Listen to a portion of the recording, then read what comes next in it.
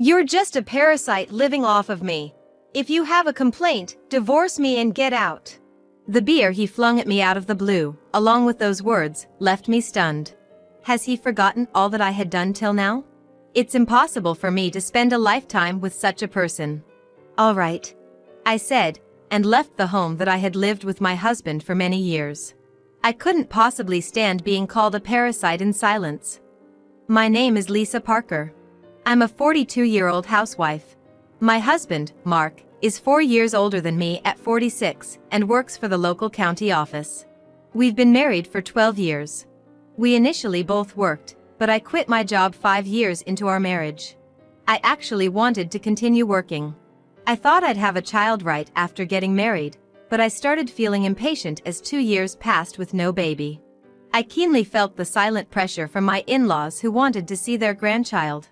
When my mother-in-law finally said, "Is it because you're working that you can't have a child?" I decided to quit my job. I decided to focus on fertility treatments. Many people continue working while undergoing fertility treatments. But I've always had a weak constitution and was anxious about treatments while working. I remember Mark being happy when I quit my job and became a full-time housewife. He assured me that it would be easy to support me on his income alone. Despite quitting my job and becoming a housewife, we still don't have children. Mark was very supportive of the fertility treatments. We both love children and wanted to have one soon.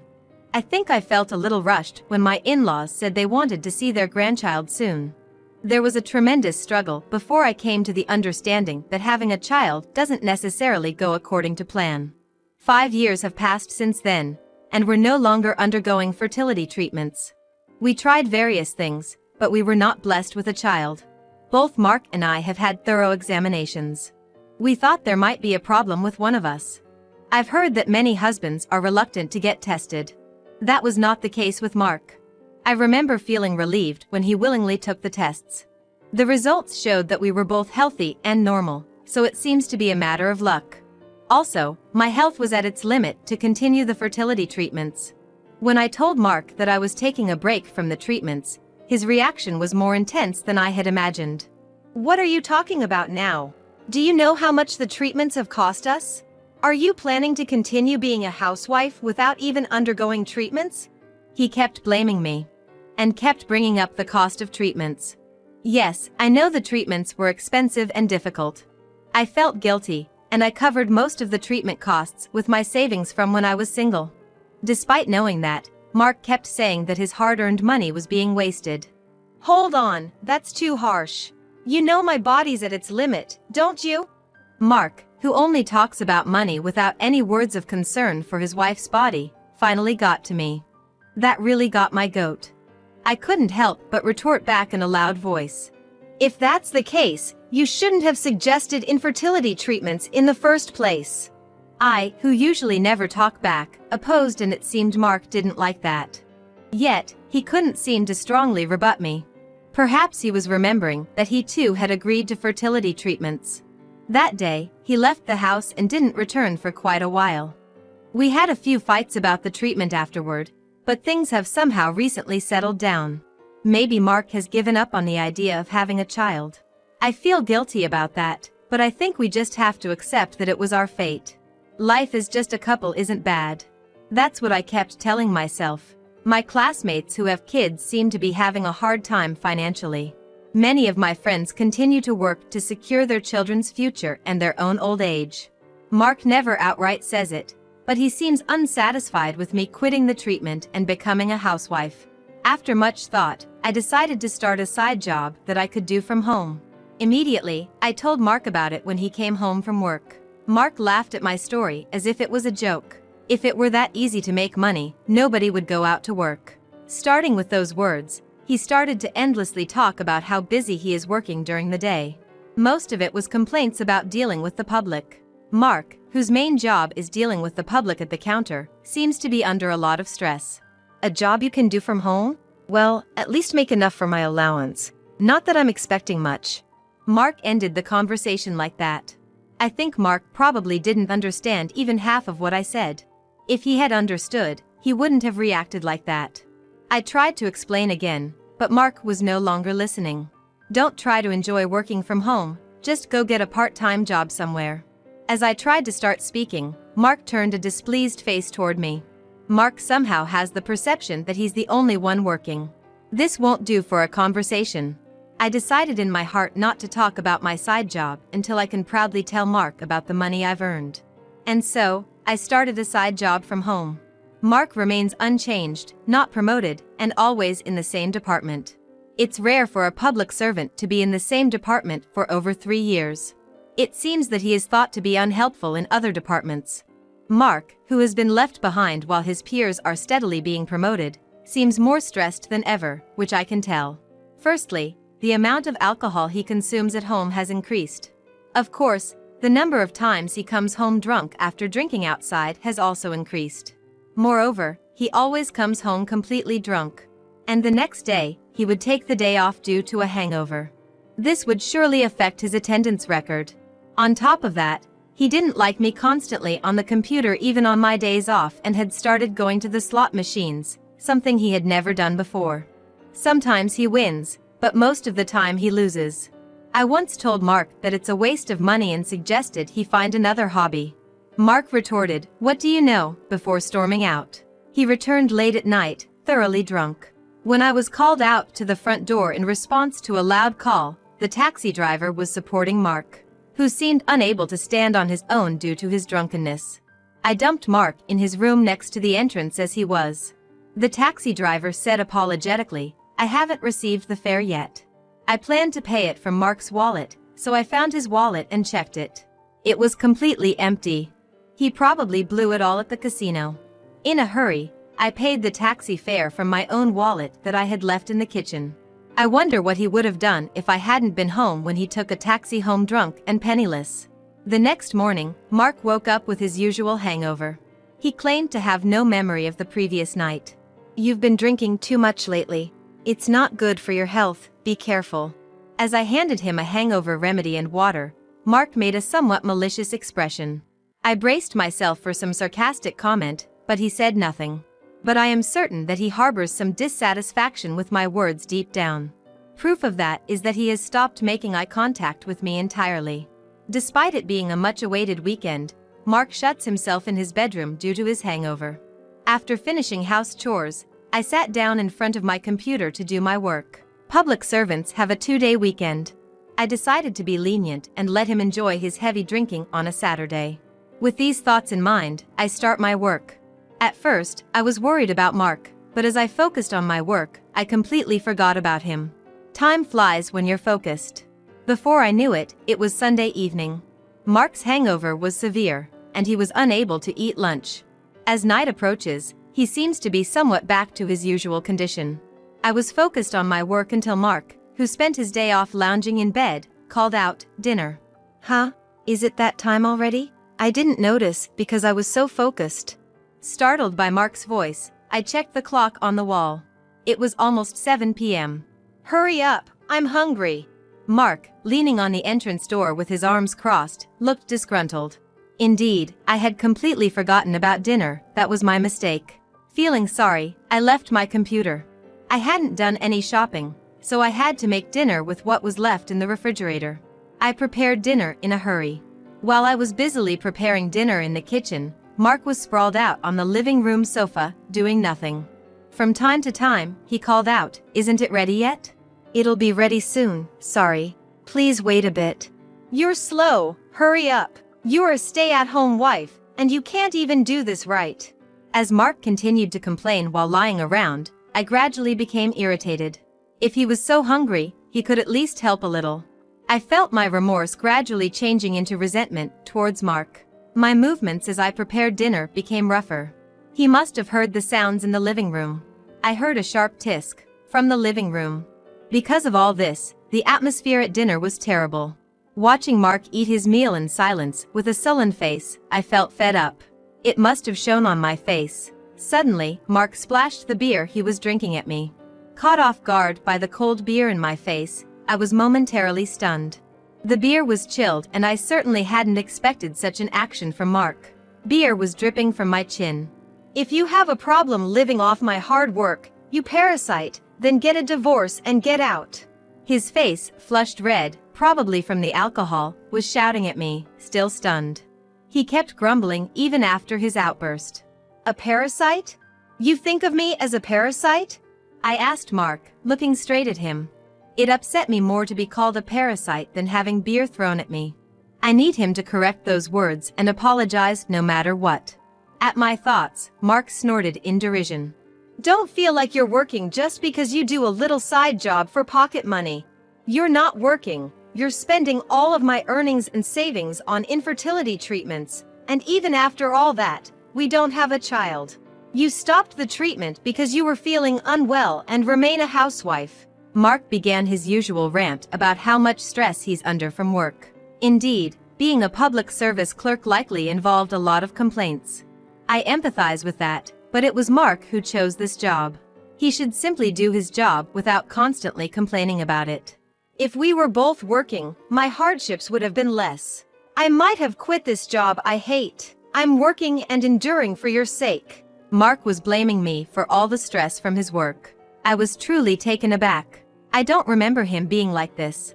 Maybe his personality changed as he watched his peers climb up the career ladder. Seeing me listening silently, Mark smirked unpleasantly. He seemed to mistake my silence for my inability to argue back. Truthfully, I was just too astounded to speak. If you have complaints, then let's divorce. Mark repeated the word divorce again.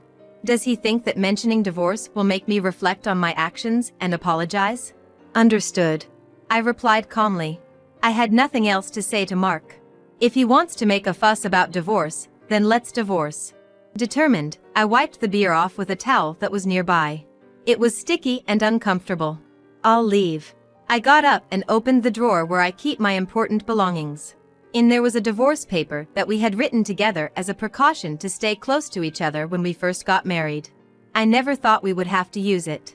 The divorce paper already has both of our signatures. We just need to fill in the date and submit it. Mark, remember this? The divorce paper we wrote when we first got married. It's a pity that we have to use it. I opened the divorce paper in front of Mark to show him. Mark seemed to have completely forgotten the existence of the divorce papers, his eyes wavering a bit in shock. My affection for him cooled immediately, making me think he wasn't really serious about the word divorce. I was so mad at myself for not seeing that he was such a small-minded man. I neatly folded the divorce papers and tucked them into my pocket. Hurry up and get a lawyer to process this. I'll feel refreshed once I get rid of this parasite. Get it over with quickly. I finished my dinner and left the dining table as it was. I returned to my room, quickly packing only what I needed into my bag. Mark was still drinking beer in the dining room, but I decided to leave the house without saying a word to him. Honestly, I didn't want to see Mark's face anymore. I boarded the train and returned to my parents' house. My parents' home is about an hour and a half away by train. My mother looked surprised to see me come home without any notice, but she seemed to sense something was wrong by my demeanor. I'm home. When I said that in a small voice, my mother warmly welcomed me with welcome back. Whether it was the relief from hearing my mother's voice, I don't know, but I ended up sitting down right at the front door. My father, wondering what was going on, also showed his face at the entrance. Seeing me sitting down at the entrance, he seemed to sense something was wrong as well. And so, I returned to the comfort of my parents' home. Once I had calmed down a bit, I told my parents what had happened tonight. My parents, who knew that I, who had been frail since I was a child, had been working hard on infertility treatments, were beyond angry and flabbergasted at Mark's lack of consideration. When I finally told them that I was called a parasite, my father slammed his teacup down on the table. The noise was so loud that both my mother and I were startled. Looking at me, my father said quietly, "Fight this through to the end." The next morning, I contacted a lawyer. I went straight to the lawyer's office. My marriage to Mark will be over soon. After visiting the lawyer's office, on the way home, I passed by the town hall where my husband works. There was Mark. As I thought about our life as a married couple, there weren't many good memories. Thinking it couldn't be, I thought back to our newlywed life with Mark, but indeed, there were no wonderful memories. I was convinced in my mind that we divorced because we were meant to divorce. While Mark was at work, I returned to the house where we had been living together and quickly moved out my belongings. It would be impossible for me to do it alone, so I asked my father and brother to lend me a car. Thinking that some heavy lifting would be necessary, even my cousins who lived nearby came to help. At this time, all the men in my family unanimously said, "We thought you would divorce." Even my brother had said he didn't like Mark from the time of the wedding. "Why didn't you oppose my marriage then?" I couldn't help but blurt it out. My father and brothers laughed out loud at my words. Apparently, they had opposed it, and I had just forgotten. Just like the saying "love is blind," I was infatuated with Mark before our marriage. Opposing opinions probably didn't reach me. I felt a little embarrassed, realizing that memory is something that can be overwritten to suit one's convenience. After removing the necessary items, I wrote a letter to Mark. I left a note stating that my lawyer is processing the divorce, and that I had already moved out my belongings, so he could do as he pleased with the rest. I tried to think of something nice to add, but nothing came to mind. Finishing the letter brought me an incredible sense of relief, to the point where I was surprised at myself. The moment I locked the front door and threw the keys into the mailbox, I felt like dancing. I realized that my marriage to Mark had been a continual exercise in patience. I had braced myself for Mark's immediate contact, but there was none on the day I moved out, or the day after. Then, 3 days after I left the house, I spent the day shopping with my mother for the first time in a long while. It was partly a change of pace, but I also wanted to thank my mother who had accepted me back home without saying anything. As it was nearly Father's Day, I decided to pick out a gift for my father with her. After enjoying the shopping, we returned home a bit past 6 p.m. I had unintentionally left my cell phone at home, and I hurriedly checked it when I got back. There were a terrifying number of calls and emails from Mark. Among Mark's calls, there were also calls from a friend. He's probably asking around my friends for my whereabouts. I felt sorry for the trouble I had caused my friends. As I was wondering whether or not to contact Mark, my phone buzzed, notifying me of an incoming call. When I checked the screen, it was Mark calling. I knew I couldn't keep running away forever, so I decided to pick up. "Lisa, where are you? Things are really bad." The moment I answered the phone, Mark's yelling filled my ears. He sounded very frantic, and I couldn't make out the words he was blurting out. "Huh? What?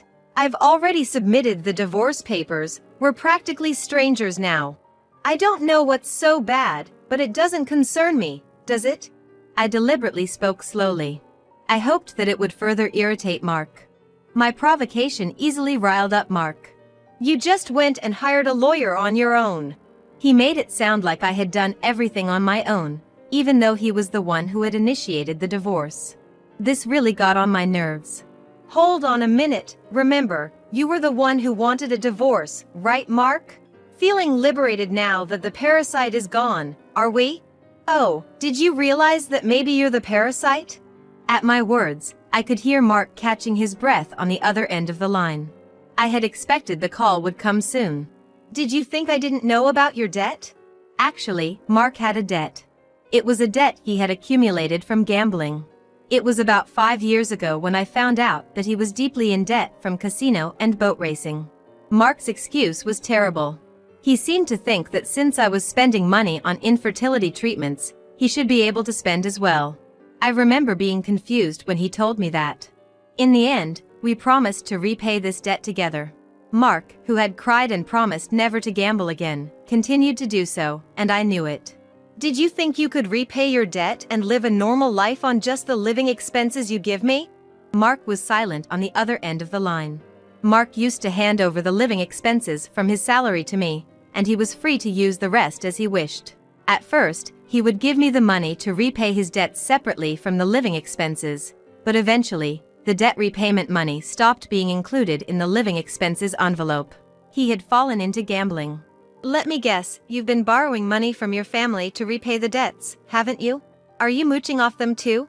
Mark spat out with as much sarcasm as he could muster. He seemed to think that I was borrowing money from my family to meet the monthly debt repayments.